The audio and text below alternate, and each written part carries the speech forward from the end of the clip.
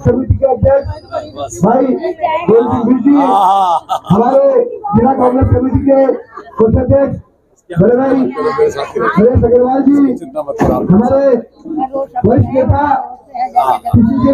मेहनत कर रहा हूँ जी, हमारी राजनीतिक सामाजिक जनहित की आवाज हालात शहर, कैसी भी हो खबर कवरेज करते हैं होकर निडर। जमीनी हकीकत का सच देखने के लिए देखते रहिए न्यूज हालात शहर हल्द्वानी से। संवाददाता अतुल अग्रवाल। अब आप लोगों के बीच से निकल करके आए, लेकिन यूं निकल करके आए कि हमने गलत को गलत कहना सीखा, सही को सही कहना सीखा। बेरोजगारी का आलम यह रहा कि आप लोग अपने रोजगार के लिए लड़ना भूल गए। आज अगर एग्जाम्पल के तौर पर कहो, हम कोई आंदोलन करते हैं, हम सारे पुराने छात्र नेता हो जाते हैं और कई मौकों पर हमने सरकार को झुकाया है। उत्तराखंड आंदोलन छात्र राजनीति की देन थी और छात्र राजनीति में ये दुर्भाग्य है कि कोई भी उत्तराखंड आंदोलनकारी, कोई भी छात्र नेता, युवा एक हेमंत बगड़ा जी का बात छोड़ दें। ये न्यूज के लिए बन रही है भाई, पद में नहीं मिल पाया, ये दुर्भाग्य है। न्यूज के लिए बन रही है। यह आंदोलन को स्वयं को करना पड़ेगा। आपके संघर्षों में जो साथ रहने की जील रखते हैं, उनके साथ आपको कंधा से कंधा मिला करके आना पड़ेगा। मैंने अभी कुछ समय पहले एक बात कही, मैं ये कहता हूं और मन से कहूंगा जो मैं बोलता हूं। सपोज योगेश भाई यहां बैठे हैं, अगर योगेश भाई कुछ काम तो करते हैं, योगेश भाई के मोहल्ले में बैठ करके कोई महिला आती है, यार योगेश आप मेरे बेटे हो, आज आप सक्षम हो, जाओ मेरे 2 बेटों को नौकरी पे लगा दो। योगेश भाई जरूर लगा देंगे। क्या गुजरात से आएगा कोई व्यक्ति ऐसा करेगा? मैं ये कहता हूं, आप सब युवाओं को बात समझनी चाहिए। हल्द्वानी की राजनीति करवट ले रही है। मैं ये बात इसलिए कह रहा हूं कि मेरे अंदर कुछ हो, कल मेरे वोटिंग में आपने जो चाहे वो करो, मैं तो हाथ जोड़ करके आपके सामने आया, लेकिन मेरी भावनाओं को समझो। मैं ये चाहता हूं हल्द्वानी का रोजगार हल्द्वानी तक सीमित रहे, उत्तराखंड का रोजगार उत्तराखंड तक सीमित रहे। अगर नहीं रहेगा तो बच्चे बेरोजगार होंगे। अगर यही के हमारे एक मित्र उमेश अग्रवाल जी, मैं उनको जानता हूं, सब जानते हैं। पहले ठेके मिलते थे, वो लोकल के लोगों को ठेके, छोटे छोटे पार्टियां करते थे, लोकल के लोगों को ठेके मिल जाएगा। आज तो ट्रैक्टर और डंपर भी लेकर करके आ रहा है बाहर से। ये बाजार का हाल ये कर दिया, इस बाजार में हाइड्रेंट तक नहीं है, बगल में आग लगी। नगर पालिका, नगर महापालिका बन गई, लेकिन शब्दों में पालिका की जगह महा और जुड़ गया। समस्याएं वही की वही रही।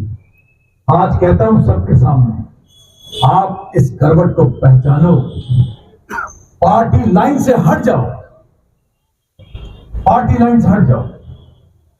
जो मेरे साथ हैं, मैं उसमें और बढ़ोतरी चाहता हूं। याद रखना, मैं बात कहना चाहता हूं, गुजरात से आए किसी ठेकेदार को काम नहीं मिलेगा।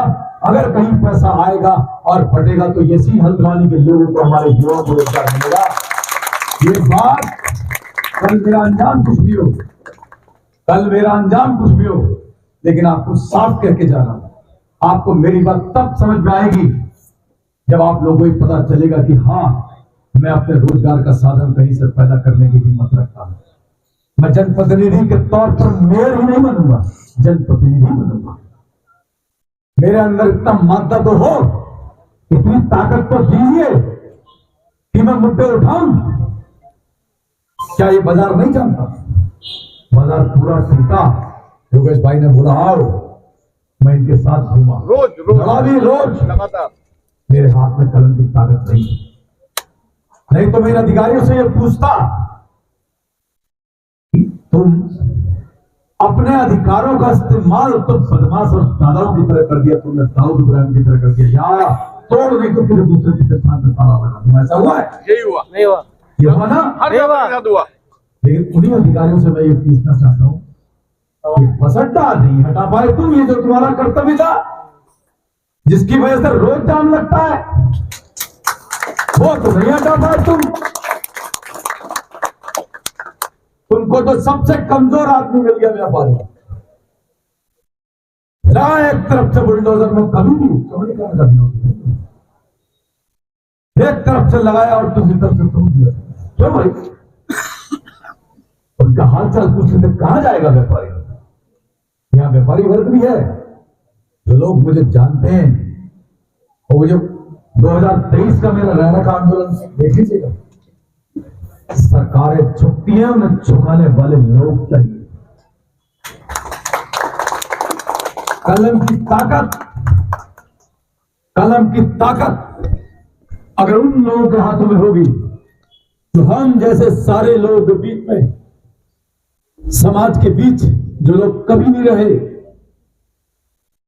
हम जैसे लोग जो समाज के बीच रहे, और वो जैसे लोग जो समाज के बीच कभी नहीं रहे, अगर उन लोगों के बीच में हालत होगी, तो याद रखना, मैं आज कह के जा रहा हूं सारे युवाओं से, सारे व्यापारी भाइयों से कह के जा रहा हूं, तुम्हारी आवाज उठाने वाला कोई नहीं मिलेगा।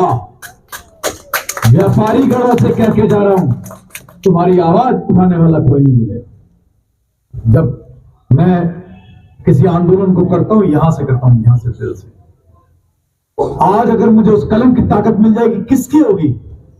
आपकी होगी, यही की यूथ की होगी, यही यूथ की होगी। अगर कहीं 2000 करोड़ रुपए आया है, क्यों लेगा बाहर का ठेकेदार भाई? यही के बाजार में फैलेगा वो पैसा, यही के लोग। आज मैं तुम्हें एक बात और बताता हूं, मैंने जबरानीवाद आंदोलन उठाया, आज जबरानीवाद आंदोलन होने के कगार पे है। ये अलग बात है, माननीय सांसद साहब कैमरे के सामने कह रहा हूं, योगेश भाई आप गवाह हो, गोविंद भाई, हेमंत भाई, ये बाजार पूरा गवाह है। 10 साल उस आंदोलन को मैंने खून पसीने से सींचा, आज वो होने के कगार पे है। मैं वहां भी कहता हूं, वहां पर भी अगर कोई एक जेसीबी चलेगी तो यही हल्द्वानी के लोगों की चलेगी, कोई बाहर की जेसीबी नहीं आएगी। आप सिर्फ ताकत को देखिए, फिर बोल रहा हूं हल्द्वानी करवट बदल रहा है, मुझे आपका सहयोग चाहिए।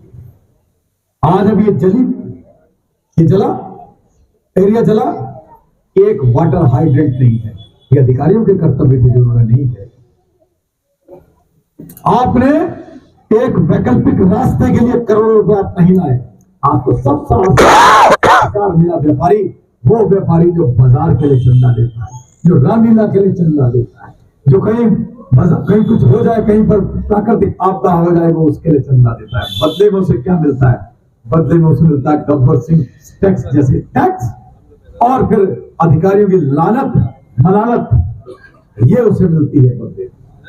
आपको विश्वास दिला के जा रहा हूं, आपका अपमान नहीं होने दूंगा। आप ही की मिट्टी, जो आपकी संघर्ष की मिट्टी है, उससे उपजा हुआ है ललित, कभी आपको नीचे नहीं पड़ेगा। मैं चाहता हूं, मेरा एक सपना है जरूर, मैं ये चाहता हूं योगेश भाई और आप सब लोग व्यापारीगण सब सुन लें, मैं चाहता हूं मैं नगर महापालिका का मेयर बनकर करके अगर पद में बैठा, मैं चाहता हूं व्यापारियों की, युवाओं की, हमारे प्रबुद्ध बौद्धिक स्तर के लोगों की, बुजुर्गों की, जिन्होंने हल्द्वानी को बनते हुए देखा, शर्मा जी बैठे नहीं आप, जिन्होंने हल्द्वानी को बनते हुए, जिन्होंने हल्द्वानी को उठते हुए देखा है, ऐसे पुराने लोगों की मैं एक सलाहकार समिति बनाना चाहता हूं। वो सलाहकार समिति हल्द्वानी का नियोजन कैसे हो, हल्द्वानी कैसे विकास करे, वो हमको सलाह देगा। हम मेयर कुछ नहीं है, हम पब्लिक के मेयर हैं। पब्लिक हमें सलाह देगी, ये होना चाहिए, अधिकारियों की नहीं चलनी चाहिए। अधिकारीगण हैं, उनका सम्मान है, लेकिन वहीं तक जहां पर जनता के मामलों में हस्तक्षेप ना करे। मैं चाहता हूं ये सलाहकार समिति बने, ये मेरा विषय बस। मैं ये चाहता हूं एक 50 बेड का बहुत सस्ता बीमार तीमारदारों के लिए, जो तीमारदार आते हैं उनके लिए एक छोटा सा हॉस्टल बने। अगर एमएलए एमपी के लिए सस्ते हॉस्टल्स बनते हैं तो जनता के लिए भी सस्ते हॉस्टल्स बनने चाहिए। 50 बेड का मैं चाहता हूं नगर महापालिका बनाएगी। और जो मैं कह रहा हूं ये 7 वादे साथ मेरे हैं, इसमें ऐड कर लीजिएगा बाद में, लेकिन मेरे 7 वादे हैं, मैं 7 के खजानदार आए हुए, ये 7 के 7 वादे मैं पूरे करना चाहता हूं। मैं ये भी चाहता हूं कि हल्द्वानी के अंदर पैदल पार पथ बने। पैदल पार पथ कोई बहुत बड़ा इश्यू नहीं है। यहां से वहां पार करने के लिए जमीन तौर पर अगर आप पार करेंगे, हल्द्वानी का जो जाम है वो 50% घट जाएगा। पैदल पार पथ की जरूरत है, पैदल पार पथ की जरूरत है कि सबको बर्बाद कर देने की। एक और मुद्दा है जो बहुत बड़ा है, नजूल का मुद्दा।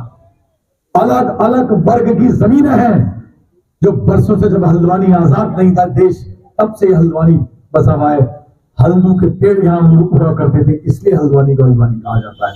तब से हल्द्वानी बसा पड़ा है, तब से लोग यहां रहते हैं, तब से उनकी दुकानें चलती हैं। आप उनको दूध में पड़ी मक्खी की तरह फेंक नहीं सकते। आपको उनके साथ बैठ करके संवाद करना पड़ेगा। आपको आपके प्रतिनिधि के तौर पर आपको मुझ में दिखना चाहिए कि आपका हित नहीं करने दूंगा। वर्गीकरण की जितनी जमीन है, नजूल की जितनी भूमि है, उनका 5 वर्ष में निराकरण जरूर करूंगा। ये बात आपको कहते जा रहा हूं। पूरा सुभाष नगर क्यों नहीं होना चाहिए भाई? 75 साल हो गए देश की आजादी को, तब तक ये चीजें नहीं होंगी। तलवार लटकी रहती है सब पर। याद रखना मेरी बात, आज जिस तरह से बाजार टूट गए, आप आह नहीं कर पाए, वैसे किसी दिन आप पर भी गाज आएगी। जमीन का निराकरण, बेफजूल भूमि का निराकरण होना बहुत जरूरी है, और वो मैं 5 साल के कार्यकाल में करवा के ही दम लूंगा। ये बात आपको कह के जा रहा हूं, वादा दिलाना।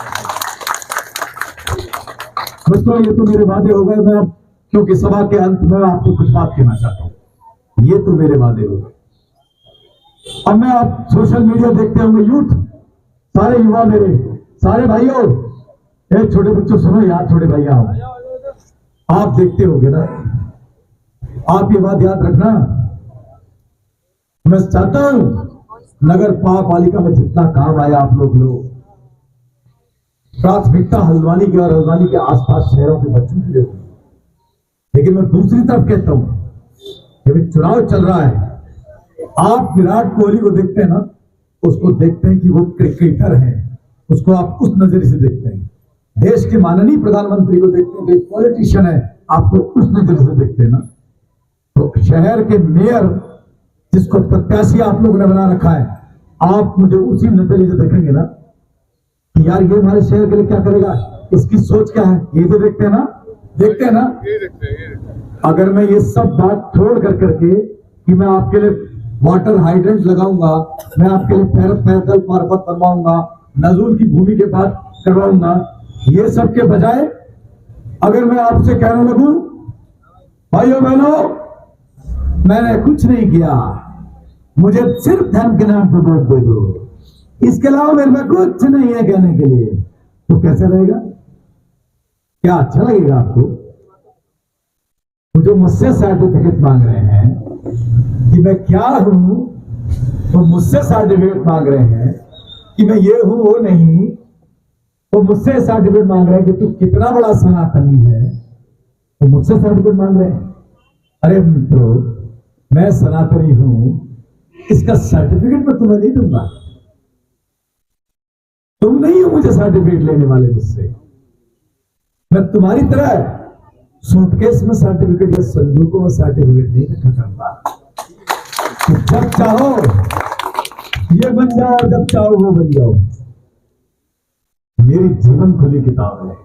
आओ आकर के मुझसे डिबेट करो, शहर के युवाओं के बारे में, व्यापारियों के बारे में। आओ ना, क्या दिक्कत है? लड़ रहे ना दोनों हम एयरपोर्ट के लिए एक दूसरे के खिलाफ। आओ बहस करते हैं, क्या दोगे तुम युवाओं को? क्या है तुम्हारे लिए व्यापारियों की सोच? इस शहर के आधुनिकीकरण का लगभग तुम्हारी सोच क्या है? यहां कूड़ा निस्तारण हुआ, 6 एकड़ में वो कूड़ा जल रहा है, वाला पार वाले परेशान है, इस पार वाले भी परेशान है, सब परेशान है। 23 एकड़ जमीन की बात होनी चाहिए थी, वो नहीं हो पाई। बात होती है मैं राज्य आंदोलनकारी अपने पीछे से उनको निकाल देना चाहिए। क्यों भाई? कैसे निकाल दूं? ऐसे ही तुम्हारे कहने पर निकाल दूं कि साहब तुमने कह दिया निकाल दूं? मैं ये कहता हूं एक मेयर पद का जो व्यक्ति होता है उसे गंभीर होना चाहिए। दरअसल देखिए, समाज से जिन लोगों का वास्ता नहीं रहता, समाज से जब लोगों का वास्ता टूट जाता है, ये नीरज वहां खड़ा है, ये छोटा भाई मेरे आज 5-5, 6-6 हजार रुपए में ओल्ड पेंशन स्कीम के बारे में बोलना भी जरूरी है, और 5-5, 6-6, 10-10, 12-12 हजार में संविदा के बच्चे नौकरी पर लग गए। क्या वो कमाएंगे? क्या घर को देंगे? क्या उनके सपने पूरे होंगे? वो कभी नहीं पूरे हो सकते। उस बारे में कभी ये लोग नहीं बोलते। 10 साल नगर पालिका रही ना, इन्हीं लोगों के हाथ में रहेंगे। और मुद्दे पर बहस कर लेते। मैं इस मामले में योगेंद्र रौतेला इससे पहले थे, और मैं तो बेबाक बोलने वाला आदमी भाई, मुझे भगवान के अलावा किसी से डर नहीं लगता। डर लगता है भगवान मेरे हाथ से कोई चीज गलत ना हो, मैं किसी के प्रति कभी अन्याय ना करूं, उससे डर लगता है। साधारण परिवार से निकल कर आया आपकी तरह। मैं कहता हूं, एक और कह रहे थे मुझे मरा हुआ कहने वाले, अरे डॉक्टर जोगिंदर रौतेला वो मेरे राजनीतिक विरोधी जरूर है, लेकिन मैं उनका एक बात का वो सभ्य जरूर है। ऐसी असभ्यता की भाषा उन्होंने कभी नहीं बोली कि मरा हुआ कैंडिडेट दे दिया, ये वो है, ये वो है, ये ऐसा है, वैसा है। स्वस्थ बहस कभी इन्होंने नहीं करी, क्योंकि इनके पास कहने के लिए कुछ नहीं है। क्योंकि कभी किसी के मरे जिए में नहीं आए, कभी किसी आंदोलन में नहीं रहे, कभी कोई किसी भी तरह का कोई जनता के प्रति 2 दिन आंदोलन में जो लोग नहीं बैठे होंगे, वो मुझे चैलेंज करने आते हैं। मेरे जीवन के हिस्से जो मैंने महीनों बिठा करके रेरा के आंदोलन में 2-2 महीना मैं बैठा, वो रजिस्ट्रियां अगर नहीं खुलवाते, कई घरों में बच्चियों की शादी नहीं होती, आपको पता नहीं है। कई बाप अपने बच्चों को जो हायर एजुकेशन के लिए भेज रहे थे, उनके प्लॉट नहीं बिकवा रहे थे। 2-2 महीने में बैठा उस आंदोलन में, वहां से निकल करके आया हूं, उस धूल मिट्टी उस धूप में तप करके। तुम मुझे मरा हुआ क्या समझो? जिंदा कौमें कभी मरा नहीं करती। मैं ऐसी जेल से निकल करके आया हूं, जिंदा हूं ऐसे नहीं मानूं। मैं आप सभी को इस बात को कहता हूं। आज चुनाव अभी चलेगा, अभी तो बहुत मौके आएंगे आप लोगों से मिलकर के। इतनी बड़ी आप लोगों ने संख्या में आपने की शुरुआत की जो ये मीटिंग बुलाई है, मैं चाहता हूं मेरे दोस्तों, बगैर किसी पार्टी लाइन, क्योंकि देखिए स्थानीय निकाय का चुनाव है, मैं आप ही के बीच का बच्चा हूं, किसी के लिए युवा हूं, किसी के लिए सीनियर हूं, किसी के लिए छात्र नेता हूं, किसी के लिए नेता हूं। आप सबसे मेरा अनुरोध है, आप खुद निर्दोषी बन करके निकलिए। मैं विश्वास दिला के चाह रहा हूं, मैं आपको निराश नहीं करूंगा। ये कद जो आप मुझे दोगे, वो आपके हाथ के तले हमेशा रहेगा, आपके हाथ के ऊपर नहीं रहेगा। इस बात का, इस आशा का, इस बात की आशा रखिए। आपने एक बहुत अच्छा सा और बदलाव आपको करना पड़ेगा। बदलाव अगर आप नहीं करेंगे, आप ये सोचेंगे कि जो चल रहा है जैसे ही चलता रहे, तो याद रखिएगा फिर आपके मुस्तकबिल के फैसले वो लोग लेंगे जिन्होंने कभी हल्द्वानी को ढंग से जाना ही नहीं, हल्द्वानी के बीच में कभी रहे नहीं। वो लोग अगर आपके फैसले लेंगे तो आपका हमेशा अहित ही करेंगे। इन्हीं शब्दों के साथ मैं अपने युवा भाइयों के लिए शेर बोलना चाहूँ। कोई रोज मुझे ऊपर करके मेरे साथ घूमता है, ऐसा मेरा छोटा भाई, मेरे खजानदार, मेरे मेंटर, कन्नू की पूरी टीम। मैं बोला आज आप मन से लड़ाइए चुनाव, रावत जो हमारे प्रत्याशी सहयोग करे, आप जम के चुनाव लड़ाइए बॉस, आप लड़ाइए। ये धर्म राजनीति के छोड़ दीजिए, राजनीति करवट ले रही हल्द्वानी की, उसमें सहभागी बनिए। पाता कभी दोबारा आऊंगा तो इससे 2 गुनी जोश से दहाड़ करके आऊंगा, ये मेरी उम्मीद है। आप सब मेरा साथ देने के लिए तैयार, तो एक बार सब लोग एक बार तो जोश से कहें, आप लोग सब मेरा साथ देने के लिए तैयार है? सब मेरा साथ देने के लिए तैयार है? सब बहुत जोर से एक बार बोलिए, तैयार है? वाह रहे हैं अपना लहू जोरों के खातिर, आज भी आप भी उनके लहू में पसीना मिला कर देखिए, और जिंदगी मुस्कुराती है संघर्ष में ही सदा, आप भी इस संघर्ष का परचम उठा कर देखिए। बहुत बहुत धन्यवाद। दोबारा आपके बीच में आऊंगा।